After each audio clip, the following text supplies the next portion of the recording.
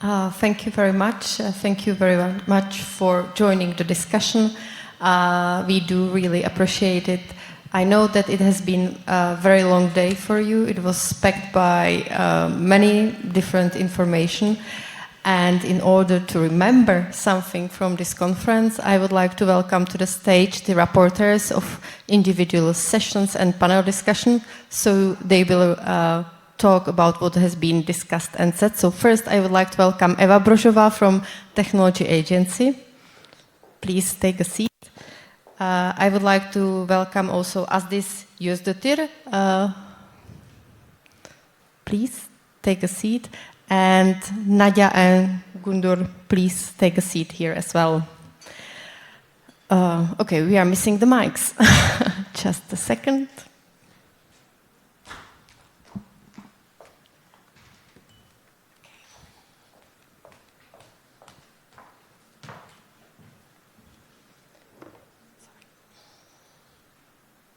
So we will start with summarizing up the first panel discussion we had in the morning.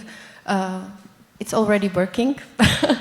So we will summarize the first panel discussion, which was focused on mission-oriented approach. So what we discussed and what are the conclusions, recommendations from the first panel discussion. Eva, the floor is yours.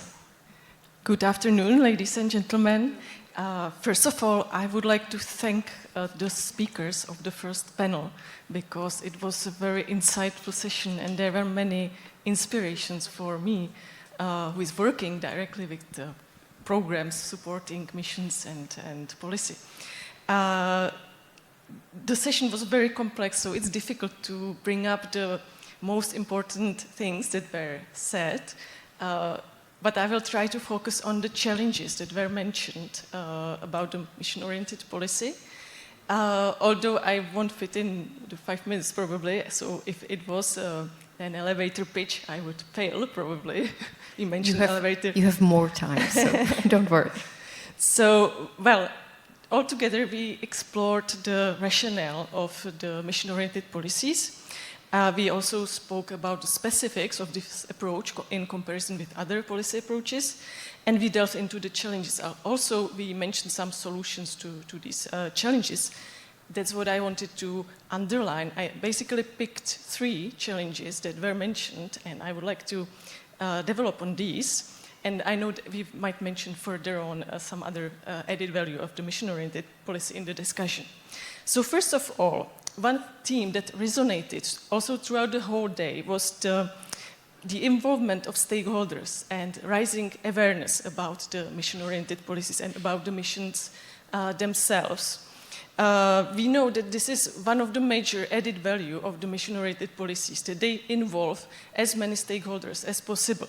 However, the challenge is how to keep attention to the mission, especially in our case, the soil health and security of food mission, when there are other challenges competing for the attention of stakeholders, politicians, etc. It is important to keep the engagement in the long term, and as was mentioned, especially in the Czech case, it is important to sell it to the politicians who are short term, as we know. So EC is doing a lot, as we heard. We are also doing a lot, but it is important maybe to mention one thought that resonated, and it was the co-design of the mission-oriented policies. And I wanted to underline one thing that was said, that we need to involve those who are going to innovate, but also those who are impacted. And this is something that we should remember from the debate, especially the policymakers. A second challenge I wanted to mention was the need to reframe our mindset. Everyone agrees on the direction of the mission. However, when you go into the details of how to implement the missions, then you get into problematic details, nitty-gritty instruments, as it was said. And especially in Central Europe, as was mentioned, there is a huge institutional path dependency. We don't like the word transformation, because we have bad connotations with the word. So it's difficult to overcome. And I really liked the solution that was mentioned to this, because the policy space is limited, so we need strong emphasis on incremental change. With small steps, we can reach more than with bombastic new programs. If we concentrate on this, we can, in the long term, achieve a bigger change. So you need patient gradual approach and start with the willing, as Mariana Mazzucato says, pick the willing. And last but not least, place-based approach is another huge challenge because we need the missions to be territorial, involve the national, local, regional authorities. And this is also good for the EC or the European Union as a whole, because it can demonstrate the solutions that are devised within the missions, and you can upscale them in the regions. Last but not least, within the context of the place-based approach, the Czech S3 approach, combining the missions with the S3 was mentioned, and this is some way that could help us to direct also the EU funds towards the missions. So this is another thing that we should remember, and I'm very happy that the Czech Republic is innovative in these policy spaces, and let's hope we can develop this approach further.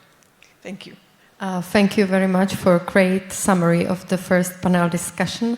Now I would like to ask Asdis to summarize what has been said during the second panel discussion, where we focused on the transformation towards healthy soil and also on the synergies. There is one word which I remember to bridge the funding between EEA and Norway grants and Horizon Europe. So this is something which I have in my mind, but I believe you will give us more details of the session. Thank you.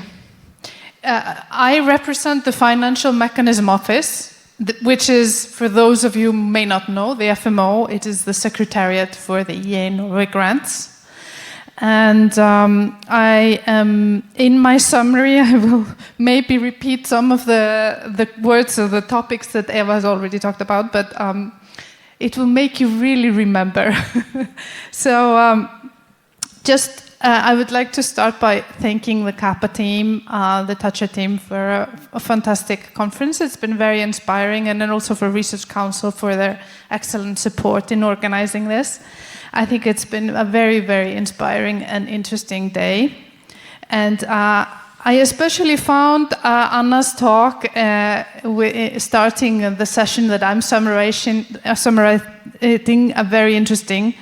And I think that one important takeaway from what she talked about is that the land, the soil, is not really an inert stage where social action takes place. It's very much a part of our lives, and the land and the soil has agency, and it's a part of us.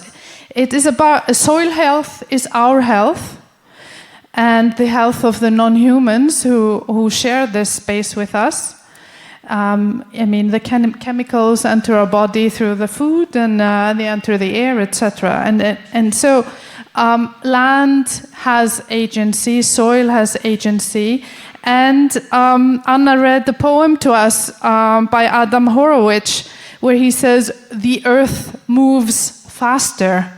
That very much spoke to me, and she encouraged us to listen carefully and foster a culture of humility in our listening. I had three concepts also that spoke to me from this session, and as Eva mentioned, the first one is place. We need to take into consideration the contexts of place. So soil is not an abstract concept or a scientific concept. It is entangled in the narratives, the stories, the politics, the economies of place. Also in the local geology, the local geochemistry, and also in the lives of the other non-humans who inhabit these places. So we were reminded that they are a part of living ecosystems. I think this is a very important point, and we need to see beyond beyond as an environmental issue or technical issue, as Per also mentioned. And we need to include very much the humanities, social sciences, the arts as a creative force in this collective innovation that we need to engage in. And also citizens, and we mentioned farmers, industries, and of course policymakers. So the next concept summarizes this, and it's about co-creation, as Eva also mentioned. And it's a concept that's very much at the heart of the mission's approach. And Anna reminded us that we need to involve the agent of change from the outset. So not think in a linear way that we have first the experts find a solution, then we call in the public. It's not just about speaking truth to power, she said, in some linear sense, but that it is very much a co-creative process. And it's not necessarily an easy one. Daniel spoke about the transformation fatigue, and people have seen so many transformations in their lifetime that they are becoming cynical. And so there's a need for a balance between a future vision and recognizing the small incremental steps. Keeping our eyes on the goals and also still conveying that sense of urgency. We discussed in this context the living labs as a platform to foster this co-creative process. And the third major concept that was my takeaway from the session was transdisciplinarity. Sorry, I have a cold. And yes, please don't stay too close. Anna reminded us that research is a social activity. So researchers do not operate outside of a value system. And researchers are trained in disciplinary discussions. It's not given that they see the value of reaching outside those groups. It's not given that they see the value of grounding their research in society. So when it comes to transdisciplinary and transsexual dialogue, we need to ensure that we also train our best people to have those kinds of dialogues. Yeah. Thank you very much for a great summary of the second panel discussion. And now I would like to ask Gudrun to, you can take this one. Gudrun, to summarize the last discussion of today. What are the takeaways from the session? Okay, You choose. I can start first. Okay. I would like to say this is also kind of a multi-actor approach, but it's packed into one or two individuals because we are acting as moderators, NCPs, and the rapporteur. So we are all we're covering it all. And I was actually the rapporteur of the second part of the questions, so perhaps it's better you start, Nadia, because you're doing the first. Okay, so in the first part of this discussion, we asked about new research challenges, and our colleagues tackled issues like forest management and its influence on forest soils and how to calculate it. It was also mentioned the topic or issue of recycling of water for irrigation. It was mentioned captured precipitation or catching water from floods, how it uses it, conditions for infiltration. And as well, it was mentioned an important issue of circular recycling of minerals. In the part dealing with funding from Horizon Europe, what is needed, it was several times mentioned that the most needed issue is to have luck.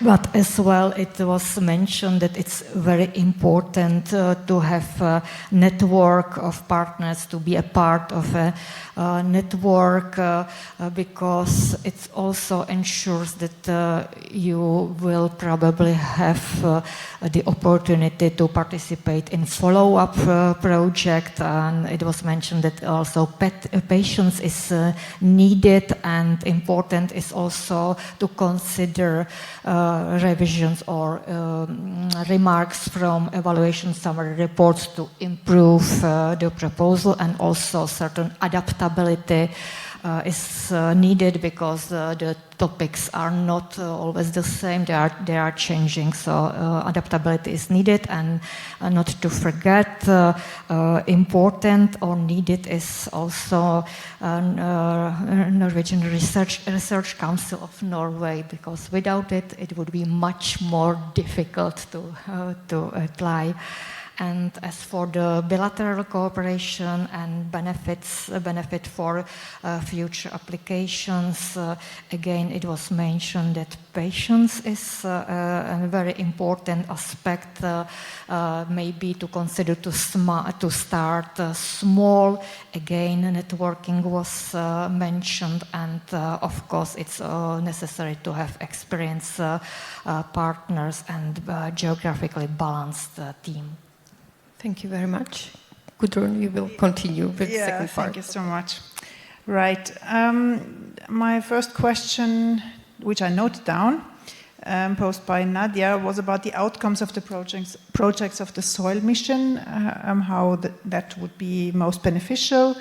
And here we got some feedback that it actually is easier to work bottom-up, no doubt, which is possible in the EEA and Norway grants, of course. Also some suggestions regarding the Eurostars, where you can create networks, of course, perhaps there should be some kind of upgrading. Also regarding the SOIL mission and the benchmarks project, I think it is expected that this will be successful and build the ground for also measurements, which is of course central.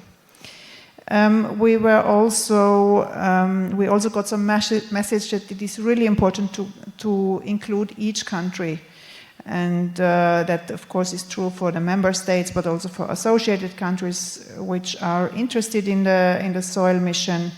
And I think this is a kind of music or a sounding which is true for everything. I mean, all the countries should be included in such huge societal challenges which we want to address. The second question I noted down was on how Czech authorities could support the success of the mission, and we got some feedback that perhaps communication and about protection of soil resources from the authorities could be improved, and also including and asking stakeholders and respond quickly. And also the Technology Agency of the Czech Republic and Technology Agency of Prague, is that correct? Center of Prague. You were praised, so that's always lovely. And that you operate in a very flexible way, which is very important and also central for the success. And regarding recommendations on what to focus in the next round for the EEA and Norway grants, we got one important input, and that was about the polyfluorinated hydrocarbons, because they are not yet addressed properly in the Czech Republic. And I'm sure in the end of the day, and we will be having chances to discuss, and you can talk to Alexandra and so on, you might have other ideas which might be important to look at for the next round. And I think here I stop. Thank you. Thank you very much for great summaries of the panel discussion. If I may, I would add my takeaways, because I was listening very carefully to all what has been said today. What I really liked was what Anna said, that we shouldn't make the research on society, but with society. This is, for me, very, very important message. I think also the concept of open living clubs and lighthouses is something you should take away from this conference, because this will be the measures fulfilling the mission on soil. I think what was also said and what is quite important is to continue with bilateral funding. We may define the topics, but it's very important because it's the first step in international cooperation. So I think EEA and Norway grants are doing a great job and helping to connect different communities. And and I'm coming back to what Mr. Kříč from the Czech Ministry of Environment said, that he will try to pursue the mission approach when we will be preparing Just Transition Fund second, because this is very important fund for some regions in the Czech Republic, but also in the rest of the Europe. So that's, I think, everything from today's conference. I hope you enjoyed, you learned something new. I would like to thank you very much for your very active participation, because you asked very interesting questions, and it was not only on me, so I had a great support from you, so thank you very much. But I have still a few things I would like to share with you. Now we will finish the conference. You are free for 1 hour, and you are invited to come back, because we will have welcome drink at 5:30, and we will continue with dinner. Everything will happen at this venue, so you can go outside, enjoy the fresh air, but be back at 5:30, and we will enjoy the rest of the day, and you can continue with the discussions and matchmaking. Sorry, may I say something? I don't want to have the last word, but we need to thank you as a moderator as well. And I think we should applaud, because it was brilliant how you moderated the discussion. So please applaud to Adela.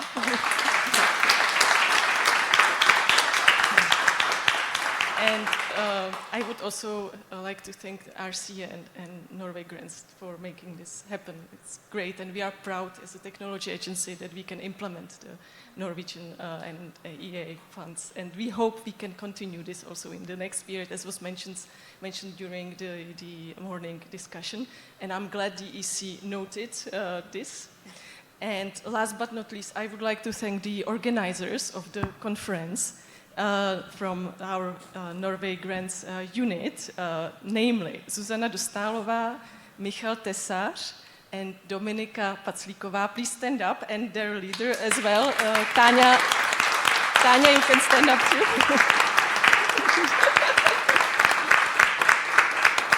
And I must say, for Dominika, this is sort of a farewell party. She's giving the spectre of the head of unit to Zuzana, so I cannot imagine a better farewell party than this. I think everyone agrees, so thank you very much. So please be back at 5:30, because this will be the party. So thank you very much, and enjoy.